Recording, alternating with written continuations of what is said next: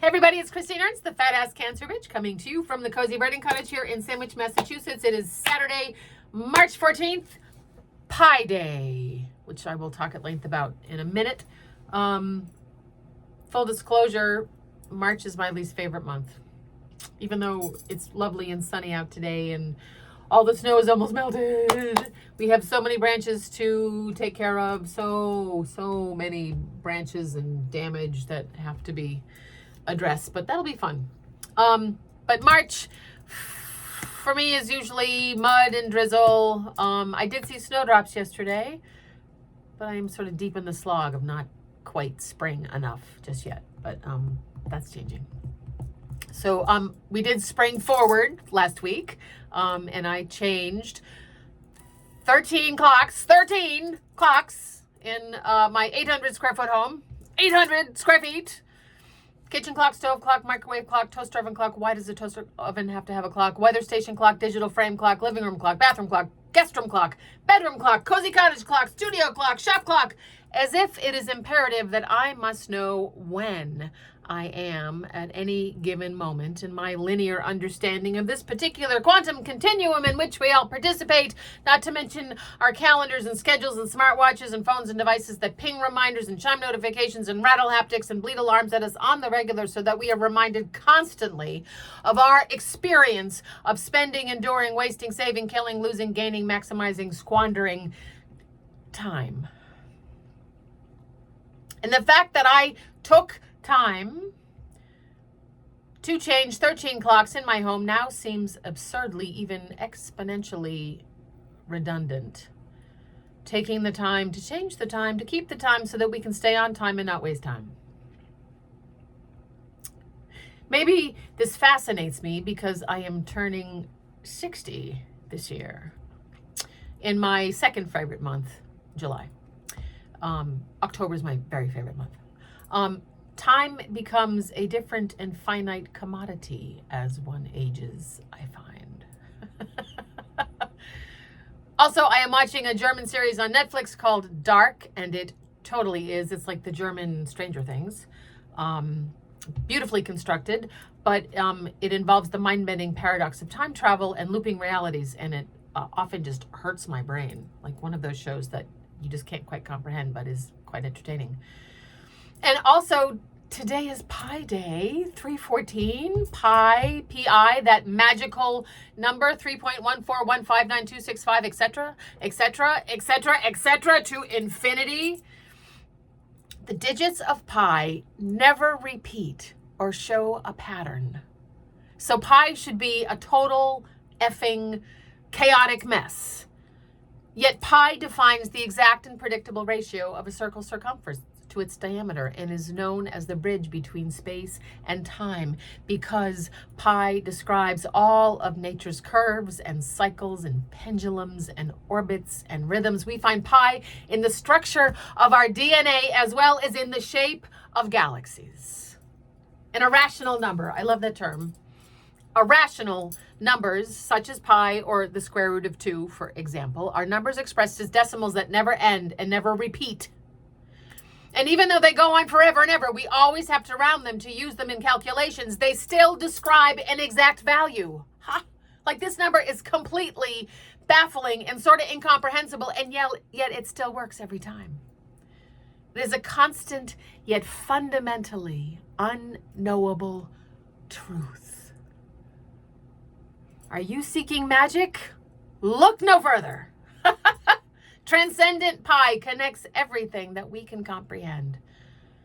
Infinitely unrepeating its symmetry and mystery, even as I complete a circumference as a circle, as I push the long hand ahead 1 hour on the kitchen clock. Maybe I will tell the time by searching for a crocus today. It's about time that I stared at the stars. It's certainly high time I bake a pie, though I do have a devil of a time making a good crust. Once upon a time, I took time for myself. Like 50 years ago. Though in no time at all, the clock will run out, and then when will I be? When am I? I am pretty sure that today I am going to become a great aunt. My niece is in labor right this minute. We know it's a girl, little pie baby. My sister will be a grandmother. And doesn't that park me in the continuum? Sit down, lady. Hey, great aunt Chris. And I am about to be when I became a great aunt. And Pie will describe the whirls of the fine hair on this baby's head. It is in the rhythm of her heartbeat already, in the cadence of her breathing.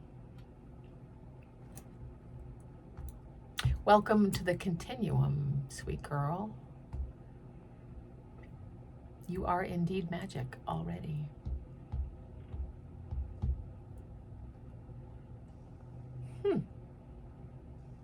So when I was a kid in school, math was a little confounding. I was good at it because I worked hard at it, but I didn't enjoy it. But now as I read about math, as I read about pi and irrational numbers and imaginary numbers and quantum theory and string theory and multiverses, I kind of wish I had become a theoretical mathematician. It's almost like pi is like faith. It's not predictable. We have to accept that it's infinite, and yet it measures something exact every time. I'm not sure how to make that work in my brain other than to just accept this conundrum, which is, I guess, a kind of faith. So 3:14, please go bake a pie, go eat a slice of pie, go stare into a crocus and consider that number in the DNA of every living thing, how we are all connected, how even though Trump might try to make pi not true, I don't put it past him. He's already debunked so much solid science and made the truth no longer true. Pi is a universal constant and cannot be fucked with. So I'm going to think about that today while I enjoy this March sunshine. Clean my house, bake a pie. You are beloved. Come as you are. Find delight today. Consider pi. Consider irrational numbers. Memorize the first 20 digits as a game. Impress your friends. I'm so glad we are on this earth together, my friends, and that you're tuning in to let me muse about stuff I don't really understand, but I'm trying to trust with my whole self. Have a lovely, lovely weekend and week. I'll see you when it's warmer and sunnier next week too.